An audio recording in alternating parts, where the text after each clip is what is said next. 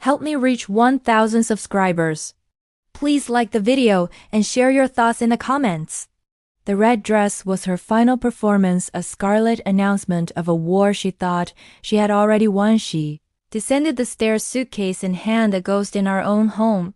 I'm leaving today, Sarah declared, her voice crisp with rehearsed finality. James is picking me up at noon. I looked up from my newspaper, the steam from my coffee swirling between us. I know. Her confidence wavered. That simple, calm reply was the first crack in her perfect escape. Would it matter if I begged? She asked. No. She admitted, the word hollow. What she never knew was that I had become the silent historian of her betrayal. For 4 months I documented every lie, every stolen moment with James Morrison. I knew. He was a senior financial advisor at Merrill Lynch, a husband to Patricia, a father to 2 teenagers. And I knew with cold certainty that our state as single-party consent laws made my evidence not just a weapon but a legally sanctioned execution. This isn't about you being a bad husband, she said, reaching for my hand in a gesture meant to feel like mercy. James makes me feel alive. I understand, I replied, my eyes touching the clock. 10:30 a.m.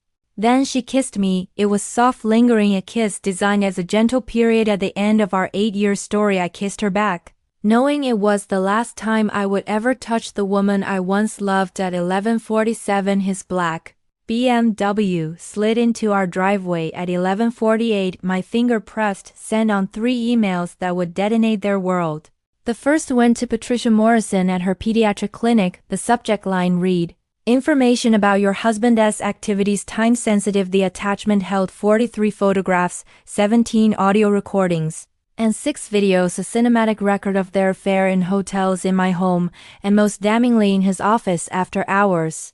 The second went to the compliance department at Merrill Lynch. The subject, employee misconduct, securities violations, and workplace ethics breach.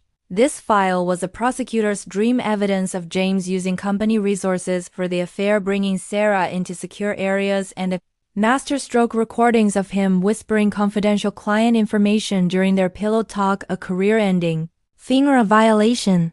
The third went to the general counsel at Sarah's firm. The subject, employee adultery documentation, potential liability issues. It detailed her use of company funds and business travel to facilitate the affair. I watched from the window as they embraced on my porch, giddy with the promise of a new life in Manhattan. They had no idea that life had just been erased before they even reached the highway. My phone rang 27 minutes later. What did you do? Sarah's voice was a strained wire.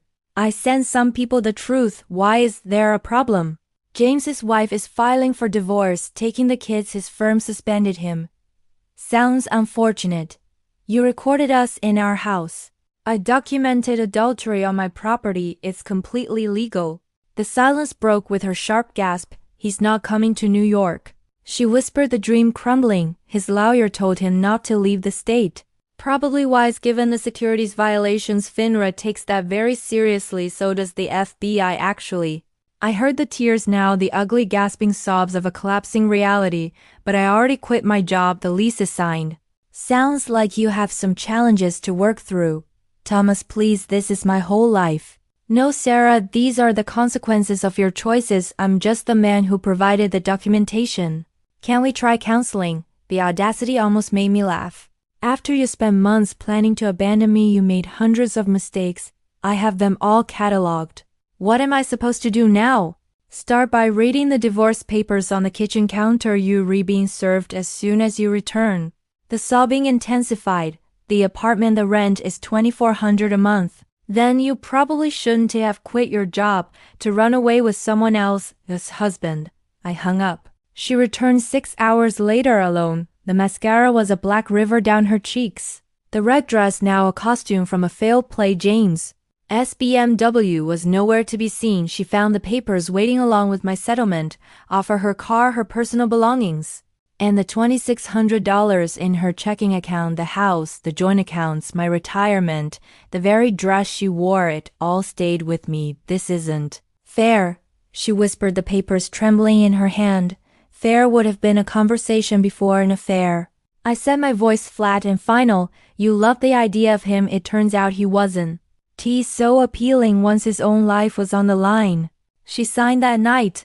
The cruelest revenge is not violence or screaming, it is the quiet removal of the safety net, the calm presentation of the bill for a life of lies. Sarah moved to New York alone, chained to a leash she couldn't afford for a life that never happened. James lost his job, his family, and his license, with the FBI still circling.